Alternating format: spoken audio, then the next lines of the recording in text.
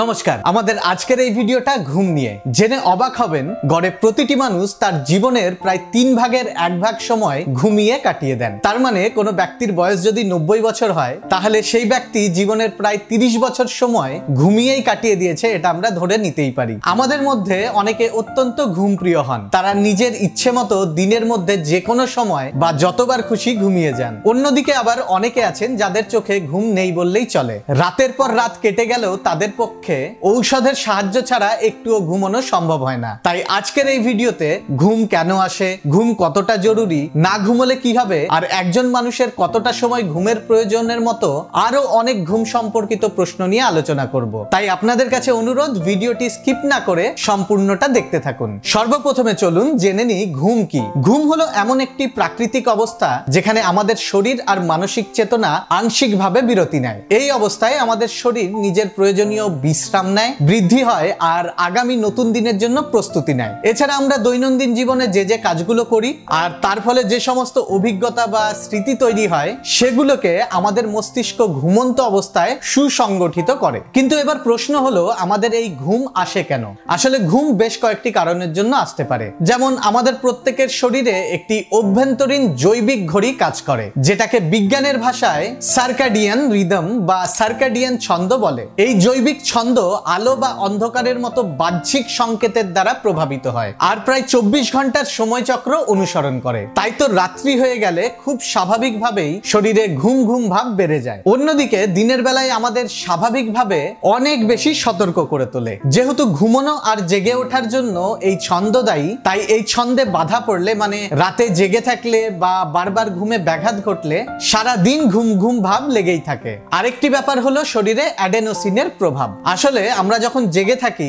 তখন আমাদের মস্তিষ্কে অ্যাডেনোসিন নামের এক ধরনের নিউরোট্রান্সমিটার জমা হতে থাকে। আমরা যত বেশিক্ষণ জেগে থাকি, মস্তিষ্কে তত বেশি পরিমাণে অ্যাডেনোসিন জমা হতে থাকে। এইভাবে যখন অ্যাডেনোসিন বাড়তে বাড়তে একটি নির্দিষ্ট মাত্রার বাইরে চলে যায়, তখন এটি শরীরকে ঘুমানোর সংকেত দিতে থাকে। কিন্তু এই সময় কফি খেলে কফির মধ্যে থাকা ক্যাফিন শরীরে অ্যাডিনোসিনের প্রভাবকে সাময়িক সময়ের জন্য বাধা দেয়, ফলে অল্প কিছুক্ষণ সময়ের জন্য আর ঘুম আসে না। এছাড়া আমাদের মস্তিষ্কের পাইনিয়াল বা পিনিয়াল গ্রন্থি সন্ধ্যের পর অন্ধকারের প্রতিক্রিয়ায় মেলাটোনিন হরমোন নিঃসরণ করে, যা শরীরকে ঘুমানোর সংকেত দিতে থাকে। তবে এই সমস্ত কারণগুলি ছাড়াও পরিবেশগত অবস্থা, শারীরিক কার্যকলাপের ফলে হওয়া ক্লান্তি আর খাদ্যাভ্যাসের মতো বিভিন্ন বিষয়ের জন্য ঘুম আসতে পারে। যেহেতু ঘুম আসার পেছনে অনেক কারণ থাকতে পারে, তাই প্রত্যেকটি মানুষের ঘুম আসার সময়ও ভিন্ন ভিন্ন হয়। কিন্তু এবার প্রশ্ন হলো, সত্যিই কি ঘুম এলেই সেই সময় আমাদের ঘুমানো উচিত? খুব সংক্ষেপে উত্তর দিতে হলে বলবো হ্যাঁ।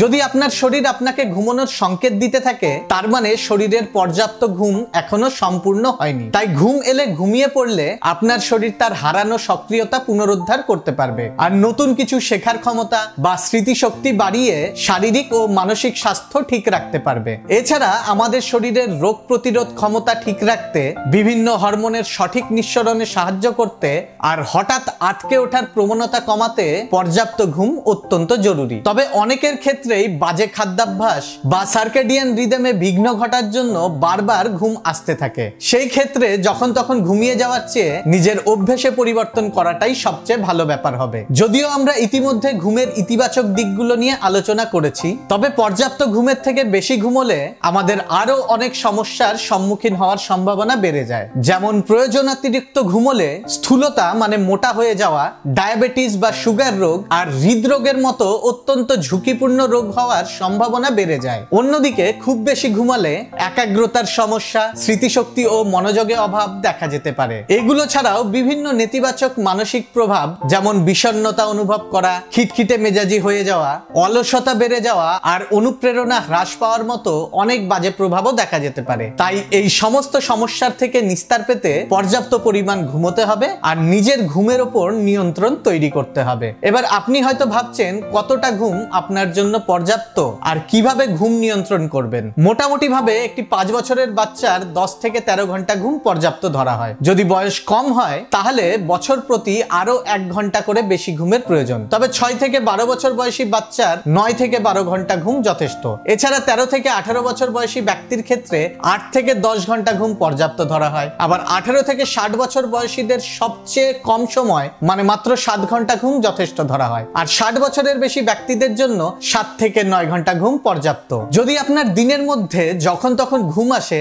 তাহলে ঘুম নিয়ন্ত্রণ করা শেখাটাও অত্যন্ত জরুরি। এবার হয়তো ভাবছেন কিভাবে ঘুম নিয়ন্ত্রণ করবেন। সবচেয়ে সহজ উপায় হলো প্রতিদিন একই সময়ে ঘুমোতে যাওয়া আর ঘুম থেকে ওঠার একটি সময়সূচি অনুসরণ করা। এতে আমাদের শরীরের অভ্যন্তরীণ ঘড়ি মানে সার্কাডিয়ান রিদম নিয়ন্ত্রণে থাকবে আর ঘুমে ব্যাঘাতও কম হবে। এছাড়া ঘুমানোর আগে উষ্ণ জলে স্নান করলে বা একটু বই পড়লে আমাদের শরীর উদ্বেগ মুক্ত হয়, ফলে পর্যাপ্ত ঘুম হওয়ার সম্ভাবনা বেড়ে যাবে আর যখন তখন ঘুমও আসবে না। এগুলো ছাড়াও আরো বেশ কয়েকটি ব্যাপারের দিকে নজর রাখলে পর্যাপ্ত ঘুম হবে। যেমন ধরুন, আরামদায়ক বিছানাতে শুয়ে শান্ত, শীতল ও অন্ধকার পরিবেশ তৈরি করলে অথবা ঘুমানোর অন্তত 1 ঘন্টা আগে বিভিন্ন ইলেকট্রনিক ডিভাইস যেমন ফোন, ট্যাবলেট, কম্পিউটার ইত্যাদি ব্যবহার বন্ধ রাখলে, সন্ধ্যার পর কফি, বিড়ি, সিগারেট আর মদ্যপান না করলে বা নিয়মিত শারীরিক ব্যায়াম করলে রাত্রিবেলা ছাড়া দিনের বেলায় যখন তখন ঘুম আসার প্রবণতা কমে যাবে। যদিও ঘুম প্রত্যেকটি মানুষের জন্য অত্যন্ত প্রয়োজনীয়